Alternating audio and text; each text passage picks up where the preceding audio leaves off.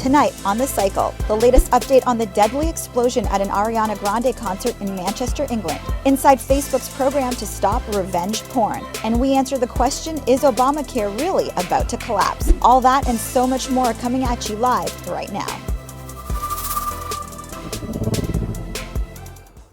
Welcome to a new week on The Cycle. I'm Jacques Slade. And I'm Aaliyah Jasmine. We are monitoring the situation in Manchester, England right now, where an explosion went off at an Ariana Grande concert. So far, we know there are 19 confirmed fatalities and 50 people injured. We're hearing it's being investigated as a terrorist suicide bomb attack. If we learn anything more, we will bring it to you live. But right now, let's run through today's biggest headlines. So former National Security Advisor Michael Flynn will defy the Senate subpoena and not hand over documents related to the Russia investigation. Meanwhile, a letter released this afternoon by the House investigation seems to indicate that Flynn lied about foreign payments when renewing his security clearance. Next up, North Carolina will have to redraw 2 congressional districts after the Supreme Court found that the district's boundaries discriminate against black voters. Of course, we here at The Cycle were way ahead of the Supreme Court when we covered gerrymandering last week. And finally, we also brought you video last week of Turkish bodyguards clashing with American protesters. Well, today, Turkey's government condemned the way the U.S. security responded to the incident, calling their actions aggressive and unprofessional. And now for the big stories that aren't getting the attention that they deserve. Number 1, the fatal stabbing of a black visitor at the University of Maryland could be a hate crime. Richard Collins, a newly commissioned Army officer, was days away from his graduation at Bowie State University when he was attacked unprovoked while visiting friends at Maryland. The university has asked the FBI to help them investigate because the suspect is a member of a white supremacist Facebook group called Alt-Right Nation. Okay, second story, Indonesian police arrested 141 men during a raid on a gay club. Local activists say the men were then made to march naked from the venue, with the images ending up all over social media. And though homosexuality is legal in most of Indonesia, this raises concerns of an LGBT crackdown.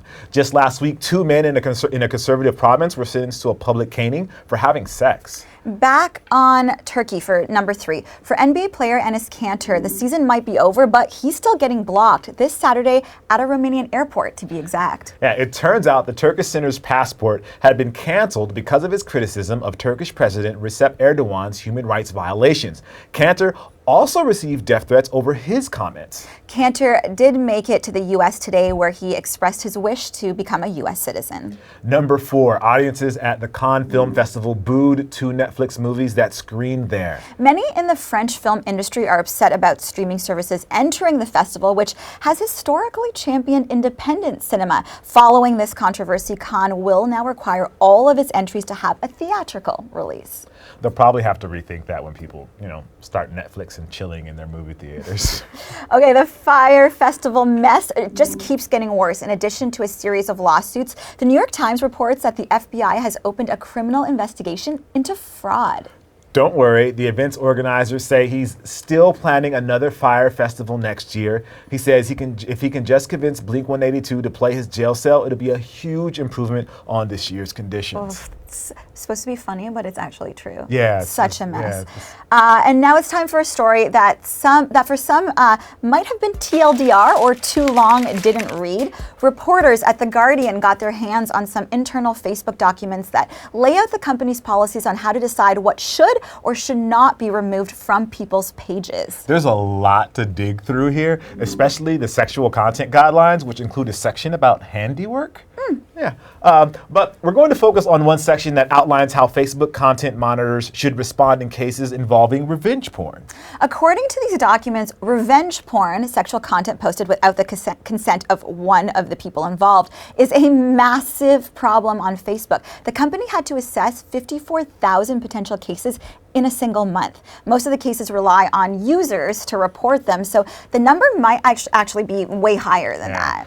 Facebook appears to be doing everything it can to tackle this, what is potentially a really impossible problem, to be honest. The takeaway for you is that if you see any revenge porn, report it. The more data Facebook has, the better it can get at stopping this sort of stuff from spreading.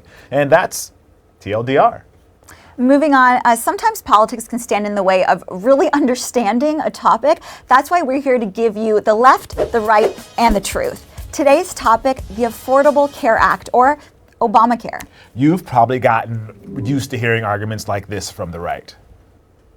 What we're really worried about is, and you've heard me say this all along, is the coming premium increases that are coming with a death spiraling healthcare system. Because we'll end up with a truly great healthcare bill in the future after this mess known as Obamacare explodes. Their argument is simple. The ACA is so fundamentally flawed, it's in an unavoidable death spiral. But people on the left argue that the ACA, despite some issues, is strong at its core. With a few tweaks, it can be sustained long term. So what's the truth? Is Obamacare in a death spiral?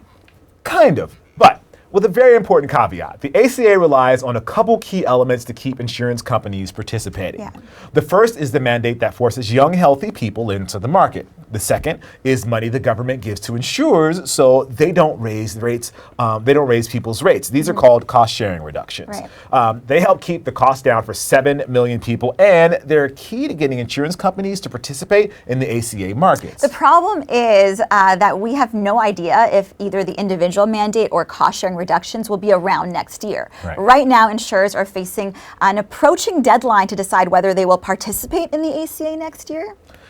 But they say they're being forced to make that decision without knowing whether key parts of the law will still be in place. So there's a good chance they'll hike rates just to be sure they don't get burned once a decision comes down. Yeah, and it's looking more and more like the uncertainty is deliberate. So earlier today, Republicans asked a court to delay making a decision that would have added some clarity on the future of cost-sharing reductions. So that's a little sneaky. Yeah. The strategy of starving out key provisions of the ACA will likely lead to higher healthcare costs, and that might make the Republican bill look more appealing. You know what I mean? All right, here's what the president said in March.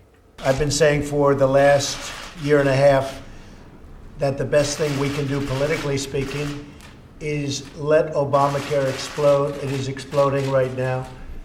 And that's what seems to be happening. So yes, Obamacare is in a death spiral. But that's because of deliberate neglect. The key word in that last quote is politically. Right. As the president pushes politics instead of your actual well-being, millions of people will suffer. And that's the left, that's the right, and the truth. Thanks for watching The Cycle today. If you have any questions about what we covered, leave us a comment. We'll see you tomorrow.